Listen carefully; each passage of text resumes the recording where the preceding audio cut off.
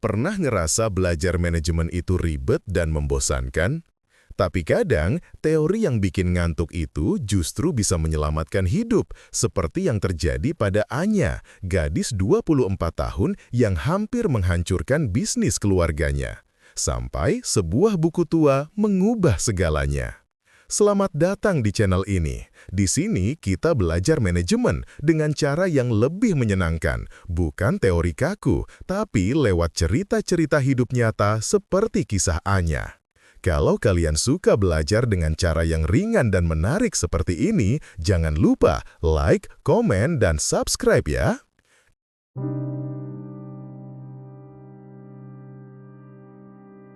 Anya menatap tumpukan kain batik yang berantakan di sudut gudang. Debu tebal menutupi rak-rak kayu yang reyot dan aroma apak bercampur dengan sisa-sisa pewarna kimia yang sudah lama tak terpakai. Pertenunan harapan, warisan kakeknya, kini hanyalah bayangan dari kejayaannya dulu. Setelah ayahnya meninggal mendadak, beban itu jatuh ke pundak Anya. Ia baru berusia 24 tahun, dengan gelar sarjana sastra dan nol pengalaman dalam mengelola bisnis, apalagi bisnis tekstil tradisional. Hari-hari pertamanya di Pertenunan Harapan adalah kekacauan. Ia bergerak berdasarkan insting, mencoba memadamkan api di sana-sini.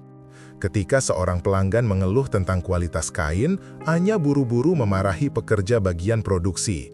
Saat pesanan menumpuk, ia memerintahkan semua orang lembur tanpa perhitungan yang jelas. Hasilnya, kualitas makin menurun, semangat kerja jatuh, dan keuangan semakin tercekik.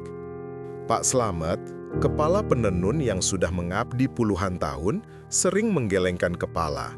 Tatapan matanya menyiratkan keputusasaan. Suatu sore, saat Anya hampir menyerah, ia menemukan sebuah kotak tua di ruang kerja kakeknya. Di dalamnya tersimpan tumpukan buku dan catatan kuliah yang usang. Judulnya Pengantar Manajemen. Di antara catatan itu terselip kartu nama dengan tulisan Prof. Budi Santoso, konsultan bisnis. Anya ingat kakeknya sering menyebut nama Pak Budi sebagai mentornya. Dengan sedikit harapan, ia mencoba menghubungi nomor itu. Pertemuan pertama Anya dengan Pak Budi adalah di sebuah kedai kopi yang sepi. Pria paruh baya itu tersenyum ramah, matanya memancarkan kebijaksanaan. Anya menceritakan semua kekacauan di Pertenunan Harapan. Pak Budi mendengarkan dengan sabar, sesekali mengangguk. "Anya," kata Pak Budi akhirnya, "kamu mencoba membangun rumah tanpa cetak biru. Manajemen itu ibarat cetak biru itu. Ia memberikan struktur dan arah." Anya mengerutkan kening. Tapi Pak, saya tidak punya waktu untuk belajar teori. Bisnis ini sekarat. Justru itu, balas Pak Budi. Teori yang baik adalah praktek yang disistematisasi. Mari kita mulai dengan dasar-dasarnya. Fungsi pertama manajemen adalah perencanaan. Pak Budi menjelaskan bahwa perencanaan adalah proses menetapkan tujuan dan menentukan cara terbaik untuk mencapainya. Anya mulai menerapkan ini. Atas saran Pak Budi, ia menghabiskan berminggu-minggu meneliti pasar. Ia menemukan bahwa pasar batik tradisional sedang lesu, tetapi ada peluang besar di segmen kain etnik modern untuk desainer muda. Ia juga menyadari bahwa Pertenunan Harapan tidak punya identitas yang jelas. Dengan bimbingan Pak Budi, Anya mulai menetapkan tujuan. Dalam 6 bulan, Pertenunan Harapan harus memiliki 2 lini produk baru, batik kontemporer dan tenun ikat modern, dan meningkatkan pendapatan sebesar 20%. Ia membuat daftar langkah-langkah yang harus diambil, termasuk survei minat pelanggan, desain prototipe, dan perhitungan biaya produksi. Ini adalah pengalaman baru baginya, memikirkan masa depan secara terstruktur, bukan sekedar reaksi sesaat. Langkah berikutnya adalah pengorganisasian. Setelah tahu mau kemana, kita harus tahu siapa melakukan apa, jelas Pak Budi. Anya kembali ke Pertenunan Harapan dengan pandangan baru. Ia mengadakan rapat dengan seluruh karyawan, sesuatu yang belum pernah ia lakukan secara formal. Ia mendengarkan keluhan mereka, kekhawatiran mereka, Ia menyadari bahwa banyak pekerja tidak tahu persis tanggung jawab mereka di luar tugas harian. Anya mulai mendefinisikan ulang struktur organisasi. Ia menetapkan Pak Slamet sebagai kepala produksi untuk lini batik dan Ibu Rina, seorang penenun muda yang inovatif, sebagai kepala produksi untuk lini tenun ikat modern yang baru. Ia mendelegasikan tugas-tugas dengan lebih jelas, memastikan setiap orang tahu apa yang diharapkan dari mereka dan kepada siapa mereka harus melapor. Ia juga menciptakan tim kecil untuk pengembangan produk baru, mendorong kolaborasi antar bagian. Awalnya, Pak Slamet skeptis. Dulu tidak begini, Neng. Semua jalan sendiri-sendiri, tapi hasilnya ada. Namun, ketika ia melihat efisiensi mulai meningkat dan kebingungan berkurang, ia mulai membuka diri. Kemudian datanglah tantangan kepemimpinan. Perencanaan dan pengorganisasian itu kerangka, kata Pak Budi. Kepemimpinan itu rohnya. Bagaimana kamu memotivasi, mengarahkan, dan mengkomunikasikan visimu. Anya menyadari bahwa ia terlalu sering memerintah dan terlalu jarang mendengarkan. Ia mulai mengadakan pertemuan rutin, bukan hanya untuk memberi instruksi, tetapi juga untuk meminta masukan. Ia mulai belajar nama-nama anak-anak karyawannya, menanyakan kabar keluarga mereka. Suatu hari, ada konflik antara Pak Slamet dan Ibu Rina mengenai penggunaan mesin tenun. Pak Slamet merasa lini batik harus diprioritaskan, sementara Ibu Rina membutuhkan mesin untuk prototipe tenun ikatnya. Dulu, Anya mungkin akan langsung memutuskan siapa yang benar. Kali ini, ia memfasilitasi diskusi.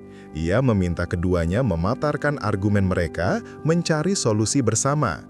Akhirnya, mereka sepakat untuk menjadwal ulang penggunaan mesin secara bergantian, memastikan kedua lini tetap berjalan. Anya tidak hanya menyelesaikan masalah, tetapi juga membangun rasa memiliki dan kepercayaan di antara tim. Ia juga mulai memberikan pelatihan keterampilan baru kepada para pekerja, menunjukkan bahwa ia berinvestasi pada mereka. Fungsi terakhir yang diperkenalkan Pak Budi adalah pengendalian. Bagaimana kamu memastikan semua berjalan sesuai rencana, dan apa yang kamu lakukan jika tidak? Jelasnya. Anya mulai menerapkan sistem kontrol kualitas yang ketat untuk setiap tahapan produksi. Ia membuat daftar periksa standar untuk pewarnaan, penenunan, dan finishing. Ia juga mulai melacak inventaris bahan baku dan produk jadi secara cermat, serta membuat laporan keuangan bulanan sederhana. Suatu bulan, laporan keuangan menunjukkan bahwa biaya produksi meningkat tajam. Anya segera memeriksa data. Ia menemukan bahwa banyak kain yang cacat karena kesalahan kecil dalam proses pewarnaan, yang berarti pemborosan bahan. Dengan data ini, ia mengadakan rapat dengan tim pewarnaan, bukan untuk menyalahkan, tetapi untuk mencari akar masalah.